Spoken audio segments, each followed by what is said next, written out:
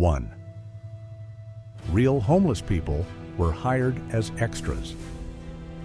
To capture the desperation of an overcrowded, starving world, the production didn't just rely on makeup and acting. They hired real unhoused people off the streets of Los Angeles to populate crowd scenes.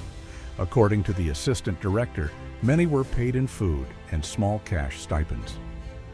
They didn't need to act hungry, one crew member later admitted. They were.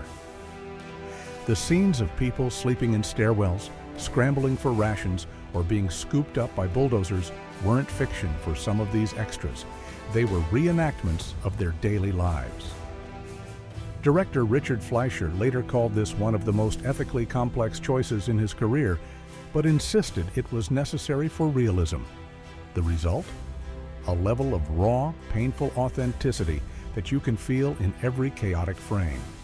Soylent Green didn't just depict poverty, it hired it. 2. The scoops were real machines, and they were dangerous. The film's most iconic image, bulldozer-like scoops shoveling humans off the streets during riots, wasn't achieved with special effects. Those were real machines, modified garbage trucks, retrofitted with hydraulics. And they were just as dangerous as they looked. During filming of a riot sequence, one extra broke several ribs after being thrown too high by a malfunctioning scoop. Another nearly suffered a spinal injury. Charlton Heston himself described the set as barely controlled chaos and demanded extra safety protocols after the first injuries. The scene may look like cinematic exaggeration, but it was achieved through practical effects, raw force, and the very real risk of crushing actors under machinery. There were no dummies, no CGI, just crowds, fear, and moving steel. In Soylent Green, the apocalypse came on 4 wheels, and it didn't stop for retakes. 3. The green food wafers were actually painted styrofoam. The mysterious Soylent Green wafers, the supposed algae-based superfood, weren't edible at all. In fact, they were painted pieces of styrofoam and plastic. Extras were specifically told not to eat them, though a few background actors mistakenly tried and immediately spit them out. The production team originally tested green-dyed rice crackers, but they disintegrated under hot studio lights and didn't photograph well, so they switched to plastic.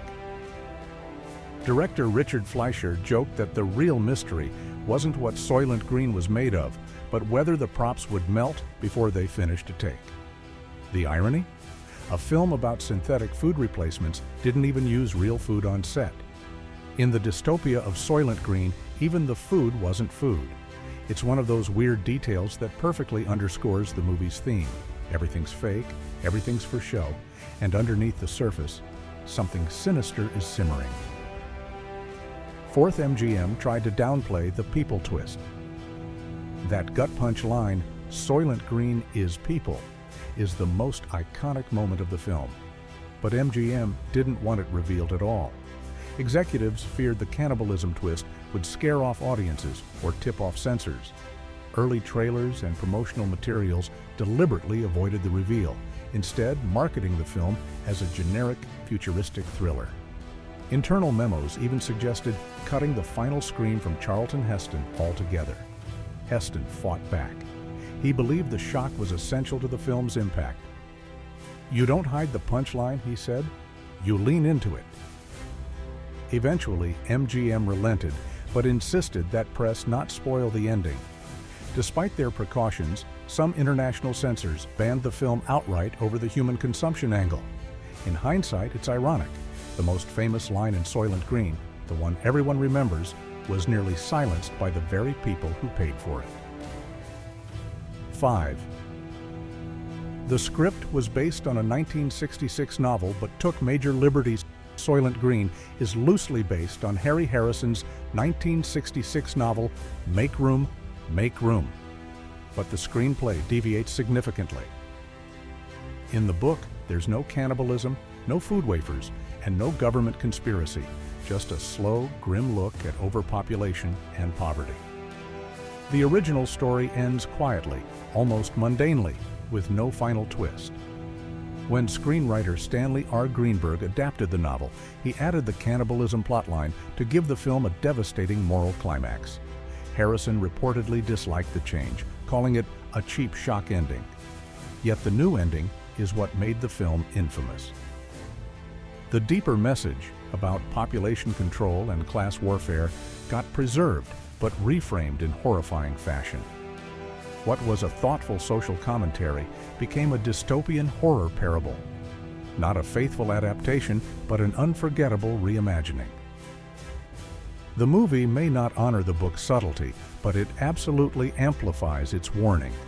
G. Robinson's heartbreaking death scene was shot with live playback of classical music during filming, a rare move for the era. Instead of adding the score in post-production, director Richard Fleischer played Beethoven, Tchaikovsky, and Grieg through hidden speakers in the room while Robinson lay on the bed.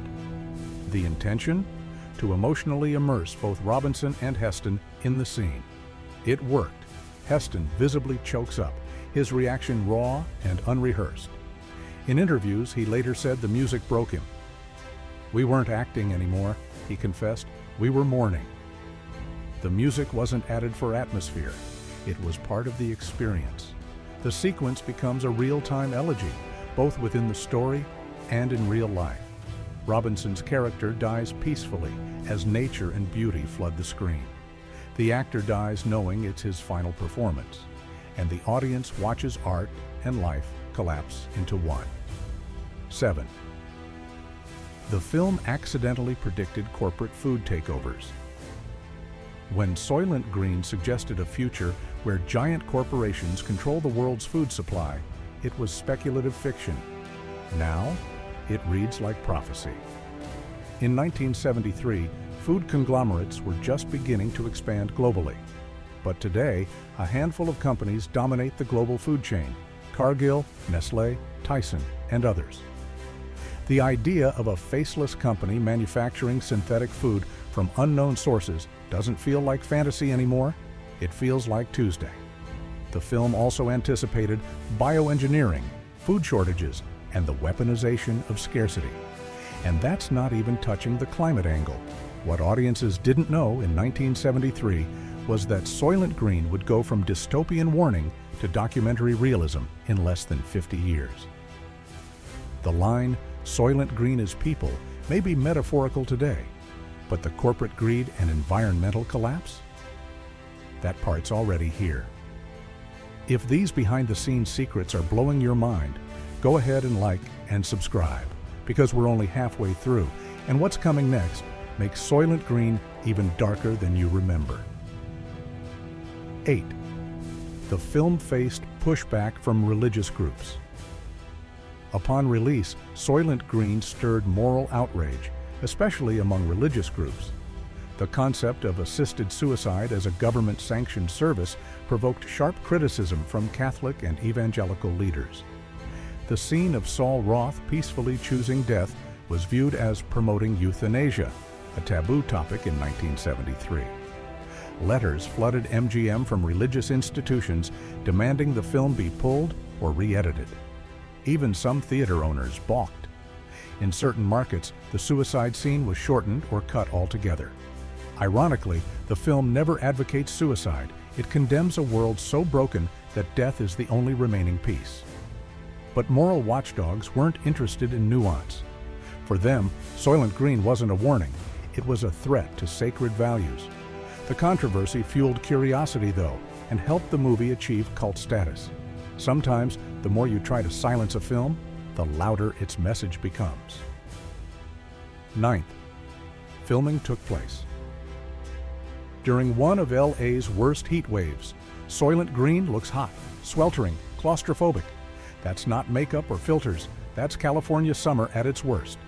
The film was shot during a brutal heat wave that gripped Los Angeles for weeks. Crew members passed out from dehydration, equipment overheated. The production truck's air conditioning failed multiple times, leading to delays and literal meltdowns. Extras wore layers of dirty clothing to appear grimy and impoverished, only to end up legitimately suffering heat exhaustion. Director Richard Fleischer joked that they got the dystopian atmosphere for free. But behind the joke was a reality of physical hardship. The grim, sweaty, crowded texture of Soylent Green isn't faked. It's baked into the celluloid. You can feel the suffocating air, the exhaustion in every scene. The apocalypse wasn't just imagined, it was endured. 10th, Charlton Heston was given total creative control and used it sparingly. By the time he signed on to Soylent Green, Charlton Heston had enough Hollywood clout to demand producer-level authority. MGM granted him creative control over his character and some aspects of the script. But instead of making sweeping changes, Heston used his power selectively and wisely. He fought to retain Edward G. Robinson's full death scene, refused any studio-mandated softening of the ending, and personally approved Richard Fleischer as director. Heston also insisted on adding unscripted lines that deepened the film's emotional punch, like his whispered, "I love you, Saul," during Robinson's final moments. It wasn't ego, it was reverence. He wanted the message to hit hard and honest. In a decade of increasing studio meddling, Heston became an unlikely guardian of artistic integrity. He didn't just act in Soylent Green, he protected it. 11. MGM nearly shelved the movie. Entirely as production wrapped, MGM executives grew uneasy. Test screenings yielded polarized reactions.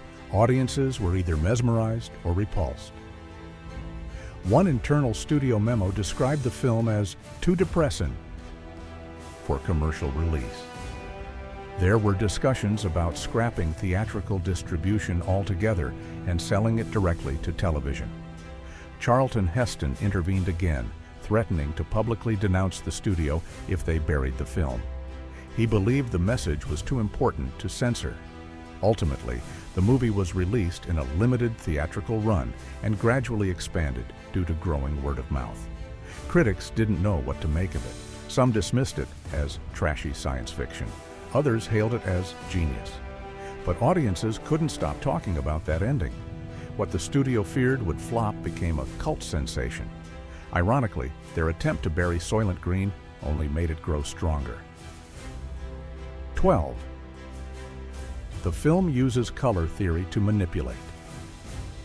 Mood director Richard Fleischer employed a clever use of color to influence viewer emotion, without most audiences realizing it. In Saul Roth's final moments, the world transforms from gray and green to vibrant oranges, reds, and blues. It's one of the few scenes in the film with warm tones, used deliberately to evoke nostalgia and lost beauty. Fleischer called it emotional color design. In contrast, the rest of the movie is drenched in green and industrial gray, creating a subconscious feeling of decay and sterility. Even the Soylent wafers reflect this. Green is used for the new food made of people, yellow for the slightly older wafers, and red for the rarest and most expensive ones. Every frame was carefully tinted to push emotional responses without exposition. The colors weren't just aesthetic, they were storytelling tools, painting despair, hope, and horror frame by frame. 13. The Soylent brand was later used for real food. In one of the strangest twists in modern marketing, a real-life meal replacement company named itself Soylent in 2013. The Silicon Valley startup released a beige-colored powder mix aimed at tech workers and marketed it as nutritionally complete food. The name was chosen deliberately to provoke and generate buzz. The founders claimed it was ironic, insisting their version of Soylent was not people. But the association was too perfect and too unsettling. Media outlets pounced on the connection. Jokes about cannibalism trended. Some customers admitted they bought it just because of the film.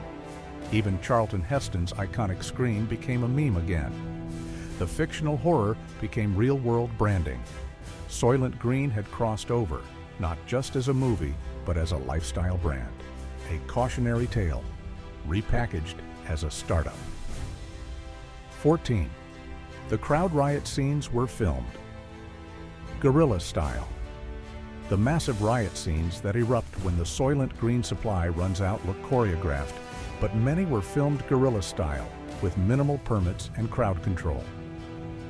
The crew relied on handheld cameras, real passersby, and off-duty cops to stage chaos in real time.